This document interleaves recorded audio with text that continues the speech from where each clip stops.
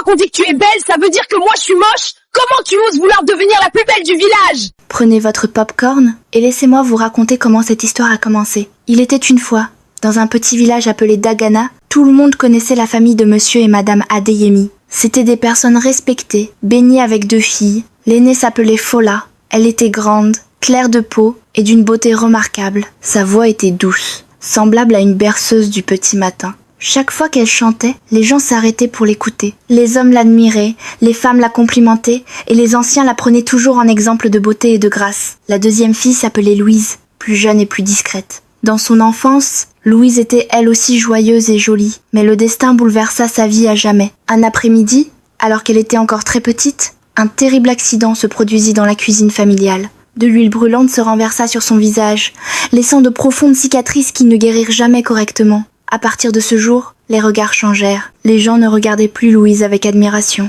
Ils détournaient les yeux ou la fixaient avec pitié. En grandissant, la différence entre les 2 sœurs devint de plus en plus évidente. Fola gagna en assurance, mais cette assurance se transforma peu à peu en orgueil.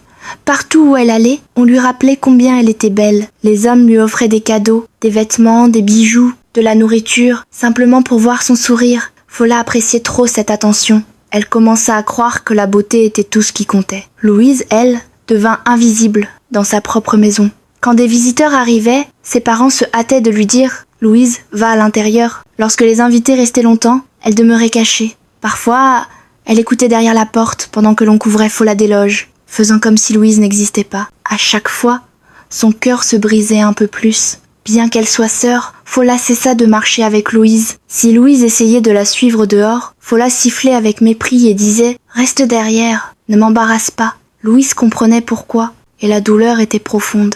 De nombreuses nuits, elle pleurait en enfouissant son visage dans son oreiller pour que personne n'entende ses sanglots. Bien souvent, elle suppliait Dieu, se sentant rejetée et honteuse de son propre reflet. À la maison, Louise vivait comme une servante. Elle allait chercher de l'eau, faisait le marché, ramassait du bois et courait les commissions du matin jusqu'au soir. Ses parents en voyaient rarement Fola. « Elle est trop délicate », disait-il. Louise accepta sa vie en silence. Avec le temps, elle apprit à être seule sans se plaindre. Un matin très tôt, on envoya Louise chercher de l'eau au ruisseau du village. Le soleil se levait à peine et le chemin était paisible. Sur le chemin du retour, elle aperçut une vieille femme assise au bord de la route. La femme semblait faible et fatiguée, avec une grande jarre d'eau à côté d'elle. Louise la salua poliment et continua son chemin. Mais après quelques pas, son cœur ne la laissa pas avancer. Elle se retourna. « Maman, laissez-moi vous aider !» dit-elle doucement.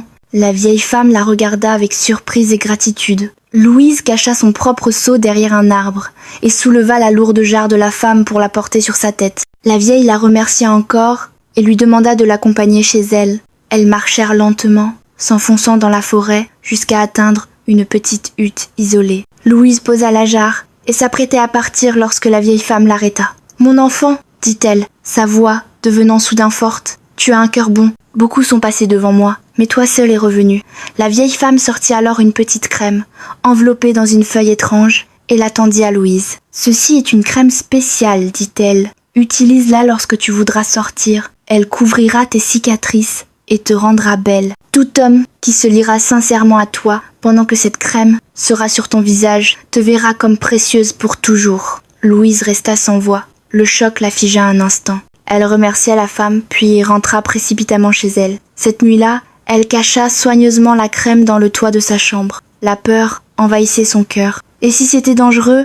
Et si ce n'était qu'un piège? Elle décida de ne pas l'utiliser tout de suite. Quelques jours plus tard, un homme riche et beau vint demander la main de Fola en mariage. La cour se remplit de cadeaux. Les discussions étaient animées lorsque Louise revint du marché. À l'instant où Fola l'aperçut, elle cria avec colère. « Toi, la fille laide, pourquoi cherches-tu à gâcher mon jour spécial ?» Tout le monde éclata de rire. Louise, les larmes aux yeux, courut se réfugier dans sa chambre. Tandis qu'elle pleurait amèrement, son regard tomba sur l'endroit où la crème était cachée.